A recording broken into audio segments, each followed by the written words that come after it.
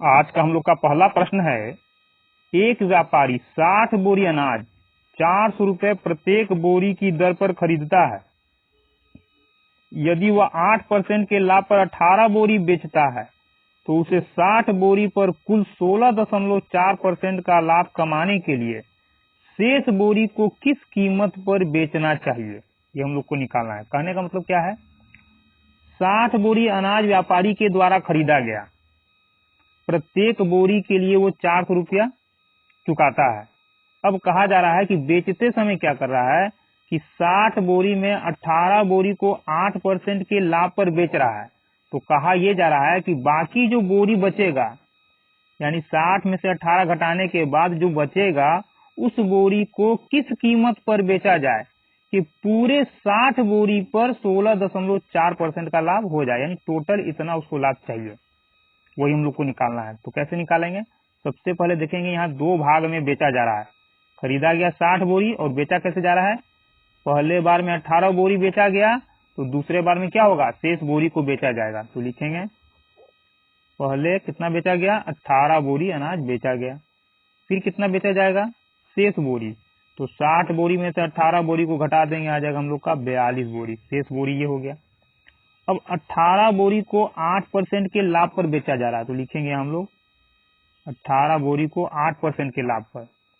शेष बोरी को कैसे बेचा गया नहीं मालूम, तो इसका परसेंटेज लाभ हम लोग के पास नहीं है, तो मान लेंगे 1% के लाभ पर ये बेचा गया।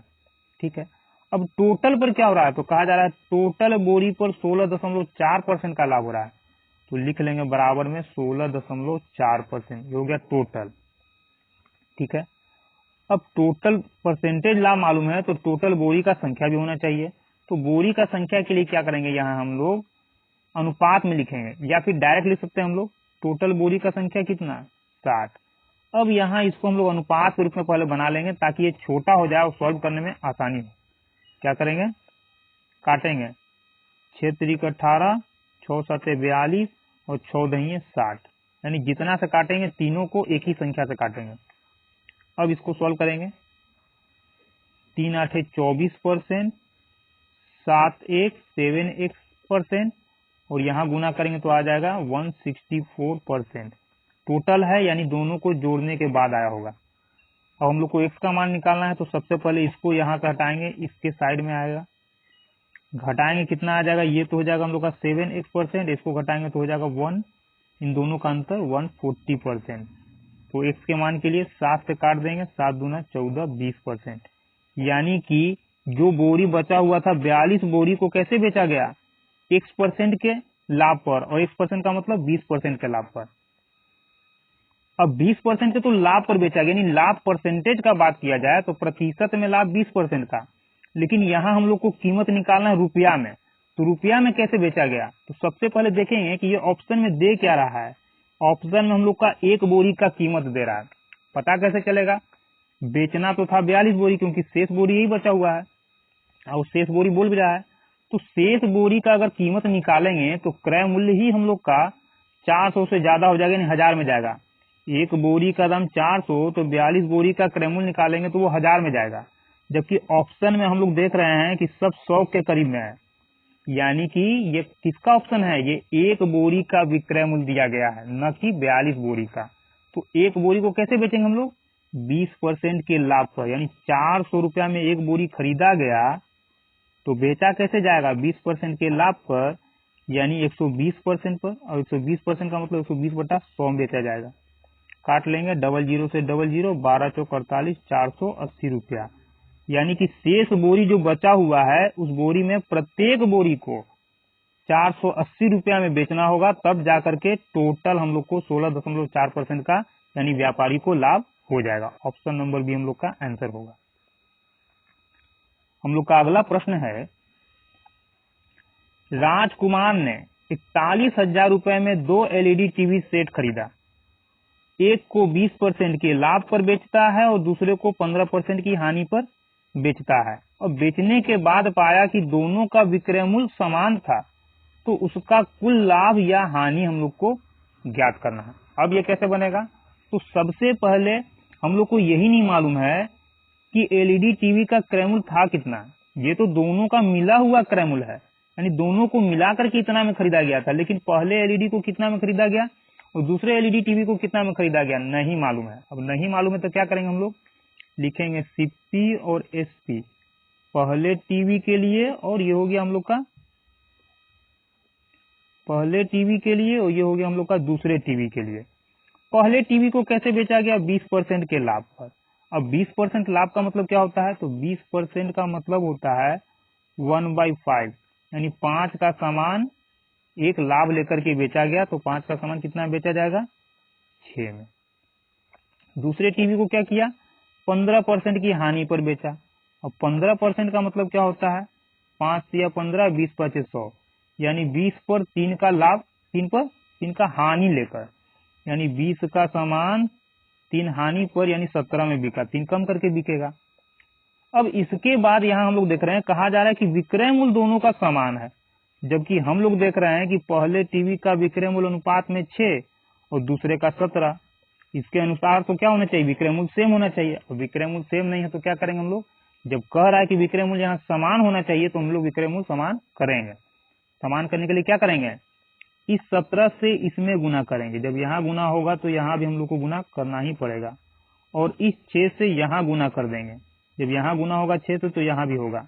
इसके वजह से क्या हो जाएगा, 17 छक्का 102, 17 छक्का 102, यानी दोनों टीवी का विक्रय मूल्य सेम हो गया, जो कि ये कह रहा था। अब यहाँ क्रय मूल्य कितना हो जाएगा, तो ये हो जाएगा 85 और यहाँ हो जाएगा 120। तो टोटल क्रय मूल्य कितना हो जाएगा दोनों टीवी का, 5, 8 2 10 7 में 1 1 1 2। टोटल विक्रय मूल्य कितना हो जाएगा, 2 2 4 0 2। अब टोटल विक्रय मूल्य अनुपात में हम लोग का आ गया 204, क्रय मूल्य इतना। तो हानि हुआ कि लाभ हुआ, तो 205 का सामान 204 में बिका, यानी कितने का हानि, 1 का हानि। लेकिन किस पर, तो सबसे पहले यहाँ हम लोग देख लेंगे कि दे क्या रहा है, क्योंकि जो यहाँ दे रहा होगा उसका तुलना इसका तुलना हम लोग उसी से करेंगे। तो यहाँ क्या दे रहा है, इतना में 2 टीवी खरीदा गया, यानी दोनों टीवी का ये क्रय मूल्य है। तो हम लोग तुलना किससे करेंगे, हानि का क्रय मूल्य से, यानी कि 205 के समान पर 1 का हानि हुआ, 205 के समान पर 1 का हानि। तो क्या लिखेंगे, 205 के समान पर 1 का हानि, तो 41,000 के समान पर कितने का हानि, तो उसके लिए क्या करेंगे, 41,000 से यहाँ हम लोग गुना कर लेंगे। कितना आ जाएगा, इससे इसको भाग देंगे तो 2 बार में जाएगा, तो ये पूरा खत्म, डबल जीरो उतार लेंगे, तो 200 रुपया, यानी टोटल सामान पर, यानी दोनों टीवी को मिला करके कितना रुपया का हानि हुआ, ऑप्शन नंबर बी 200 रुपये का हानि। हम लोग का अगला प्रश्न है, 2 वस्तु जिनमें से प्रत्येक का क्रय मूल्य 2500 रुपया है, यानी दोनों को अलग अलग 2500 रुपया में खरीदा गया।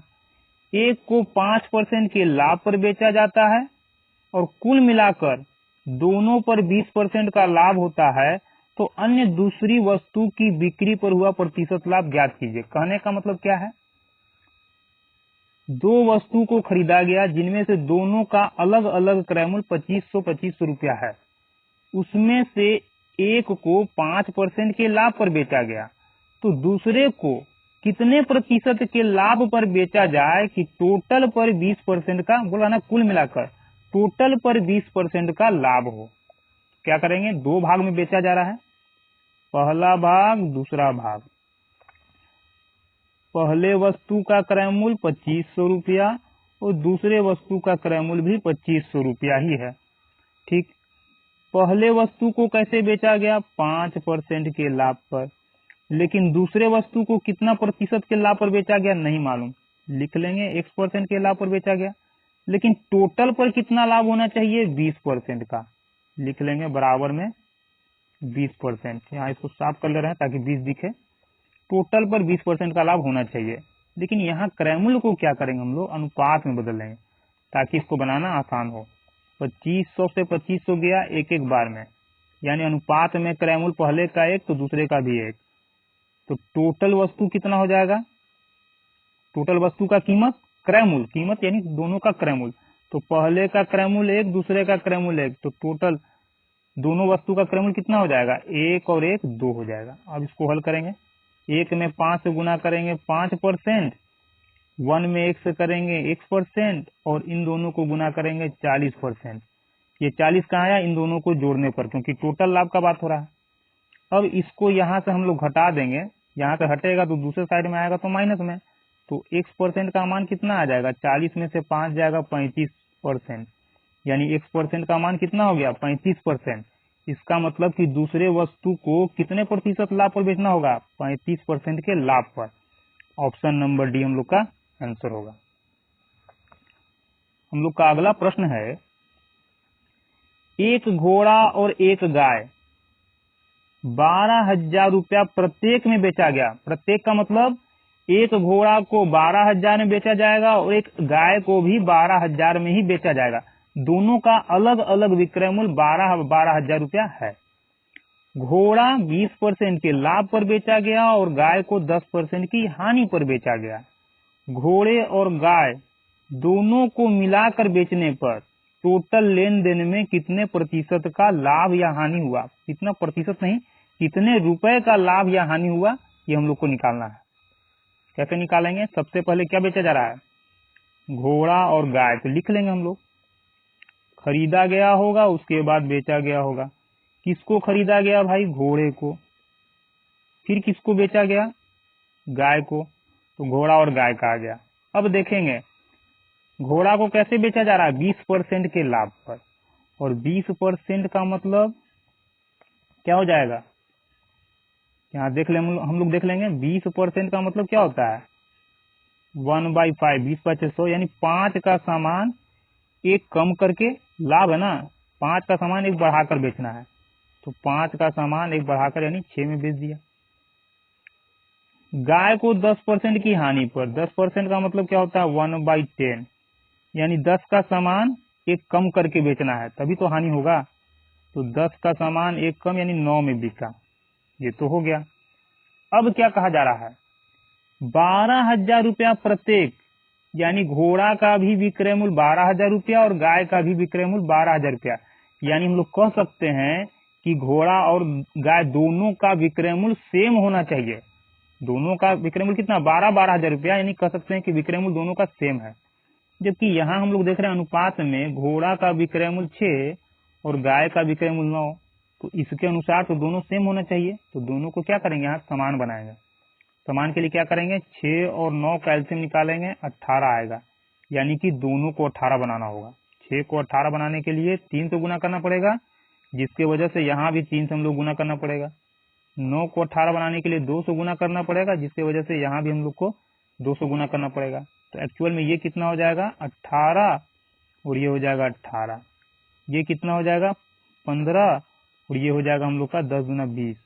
तो टोटल घोड़ा और गाय दोनों का विक्रय मूल्य कितना हो जाएगा? 36, और क्रय मूल्य कितना हो जाएगा? 5, 2, 1, 3, 35। यानी कि घोड़ा और गाय दोनों का अनुपात में क्रय मूल्य 35 और अनुपात में विक्रय मूल्य 36। इसको हम लोग अनुपात में लिख लेंगे, ये हम लोग का अनुपातिक मान आया। अब 35 का माल कितना बिका? 36 में। लाभ हुआ कि हानि? तो 35 में खरीदा दोनों को और 36 में बेचा दोनों को, यानी कि लाभ हुआ 1 का। अब 1 का लाभ हुआ तो यहाँ हम लोग देखें कि अब इसके बाद क्या दे रहा है, पूछ क्या रहा है? तो हम लोग को क्या दे रहा है? विक्रय मूल्य दे रहा है, यानी कि एक्यूरेट मान जो दे रहा है किसका दे रहा है? घोड़ा और गाय का विक्रय मूल्य का मान दे रहा है। और हम लोग से पूछ रहा है कि टोटल पर कितने का लाभ हुआ। अब यहाँ तो पता चल गया कि 35 का सामान 36 में बेचा, यानी कि लाभ ही होगा, लेकिन कितने का लाभ? तो यहाँ 12,000 में बेचा गया है गाय को, 12,000 में बेचा गया घोड़े को, तो टोटल कितने में बेचा गया? तो टोटल को मिलाकर के 12,000 में गाय, 12,000 में घोड़ा, यानी 24,000 में बेचा गया। तो हम लोग निकाले हैं कैसे कि टोटल पर कितने का, यानी कि 24,000 पर कितने रुपए का लाभ हानि हुआ। तो ये हम लोग का लाभ जो हो रहा है, यहाँ देखेंगे ये क्या दे रहा है हम लोग का? एसपी दे रहा है, यानी हम लोग एसपी ही लेकर चलेंगे। यानी कह सकते हैं कि 1 का जो लाभ हुआ 36 में बेचने पर, जो देगा मान उसी को लेकर चलेंगे। अगर यहाँ क्रय मूल्य देता तो हम लोग क्रय मूल्य लेकर चलते नीचे में, अगर यहाँ विक्रय मूल्य दे रहा है तो हम लोग विक्रय मूल्य लेकर चल रहा है। तो 36 में बेचने पर 1 का लाभ, तो 24,000 में बेचने पर कितने का लाभ? तो इसी 1/36 से हम लोग गुना कर देंगे। कितना आ जाएगा हम लोग का 12 तिया 36, 12 दूना 24, 1 2 3, 2000 को भाग देंगे तो 3 चक 18, 3 चक 18, 2 20, 3 चक 18, 6 ऐसे ही चलते जाएगा हम लोग का, यानी कि 666.66%, या आगे बढ़ते जाएगा तो इसी को हम लोग लिख सकते हैं 6 न लिख करके 67%। ऑप्शन नंबर सी हम लोग का आंसर होगा। हम लोग का अगला प्रश्न है, सरिता 40,200 में 2 पुराने सैमसंग और 3 MI मोबाइल खरीदती है। यदि वह सैमसंग फोन को 10% के लाभ पर और MI फोन को 20% के लाभ पर बेच देती है तो उसको कुल लाभ इतने रुपए का प्राप्त होता है। फोन का क्रय मूल्य ज्ञात कीजिए। अब यहाँ क्या दे रहा है, सैमसंग और MI दोनों का मिला हुआ ये क्रय मूल्य है। कितना में सैमसंग मोबाइल खरीदा गया, कितना में MI मोबाइल खरीदा गया, हम लोग को कुछ पता नहीं है। तो उसके लिए क्या करेंगे, सबसे पहले देखेंगे हम लोग सैमसंग पर कितने परसेंट का लाभ, 10% का। MI मोबाइल पर कितने परसेंट का लाभ हो रहा है, 20% के लाभ पर बेचा जाएगा इसको। तब जाकर के टोटल कितने का लाभ होता है, 5,640 रुपए का। हम लोग यहाँ क्या करेंगे कि बनाने में आसानी हो तो मान के चलेंगे कि दोनों पर 10% का लाभ ही हो रहा है, यानी जो छोटा हम लोग का अंक होगा उसी को मानेंगे। तो छोटा कौन है दोनों में, 20% की 10%, 10%, यानी मान लिए कि 10% का लाभ हो रहा है सैमसंग पर और 10% का ही लाभ हो रहा है MI मोबाइल पर। लेकिन 20 को हम लोग 10 बना दिए जबरदस्ती, तो कितना कम कर दिए, -10% का कमी, 10% का कमी किए, यानी कि 40,200 का सामान 10% के लाभ पर बेचा गया, क्योंकि सैमसंग पर भी 10% और MI पर भी 10%, और ये दोनों का मिला हुआ क्रय मूल्य है। तो 40,200 का सामान 10% के लाभ पर बेचा जाएगा, यानी 10% लाभ का मतलब कितना लाभ हो गया, तो 00 से 00 गया, तो 4,20 रुपए का लाभ हुआ। ये हम लोग का प्रॉफिट निकल रहा है 10%। लेकिन यहाँ कहा जा रहा है कि प्रॉफिट कितना हुआ था, 5,640, यानी कि एक्चुअल में लाभ तो इतना हुआ लेकिन हम लोग का लाभ इतना आ रहा है। तो एक्चुअल लाभ से ये कितना कम है, तो घटा देंगे, 56 40 में से 40 20 को घटाएंगे, आ जाएगा हम लोग का 1,620 रुपया। अब 1,620 रुपया का ये कमी हो गया लाभ में, लाभ तो इतना रुपया था लेकिन एक्चुअल में ये लाभ जो इतना था और हम लोग का लाभ इतना कम हुआ, किसके वजह से, क्योंकि MI फोन को तो बेचा गया था 20% के लाभ पर और हम लोग जबरदस्ती 10% यहाँ कम करके इसको 10% बना दिया। तो परसेंटेज में कितना कम किए, 10%। परसेंटेज में 10% का कमी करने के कारण रुपया में इतना रुपया का कमी हो गया, यानी कह सकते हैं कि इसी 10% का मान 1,620 रुपया है। लेकिन ये 10% किसका कम हुआ था, MI फोन का। किसका, MI फोन का। तो अब 100% का मान निकालेंगे और 100% का मतलब वो होगा कि जितना में MI फोन खरीदा गया होगा। तो 10 को 100 बनाने के लिए क्या करेंगे, 10 से गुना कर देंगे। जब यहाँ 10 से गुना करेंगे तो यहाँ भी हम लोग 10 से गुना करेंगे। जैसे ही 10 से गुना करेंगे तो कितना हो जाएगा, 16,200 रुपया, यानी कि MI का 100% रेट कितना हो जाएगा, 16,200 रुपया। और 100% का मतलब जितना में MI फोन खरीदा गया था, यानी कि इतना में MI फोन खरीदा गया। अब इतना में खरीदा गया तो कितना फोन, यहाँ कहा जा रहा फोन का क्रय मूल्य ज्ञात कीजिए। तो हम लोग का आया 16,200 और कहीं भी 16,000 दिख नहीं रहा, तो ये 16,000 क्या है, तो ये हम लोग का जो आया टोटल MI फोन का क्रय मूल्य। टोटल मतलब कितना MI फोन खरीदा गया था, 3 MI फोन खरीदा गया था, यानी 3 फोन का क्रय मूल्य ये है। तो हम लोग एक फोन का क्रय मूल्य निकाल लेंगे तो आ जाएगा। इसका मतलब कि ये पूरा ऑप्शन जो दे रहा है वो एक फोन का क्रय मूल्य दे रहा है। तो 3 फोन के लिए, एक फोन के लिए क्या करेंगे, 3 फोन से हम लोग भाग देंगे। 3 फोन का क्रय मूल्य इतना, तो एक फोन का कितना, 3 से भाग देंगे, 3 5 15, 3 चौक 12, 5400 रुपया, यानी कि एक फोन का क्रय मूल्य कितना था, कौन सा फोन, MI फोन का दाम 5400 रुपया था।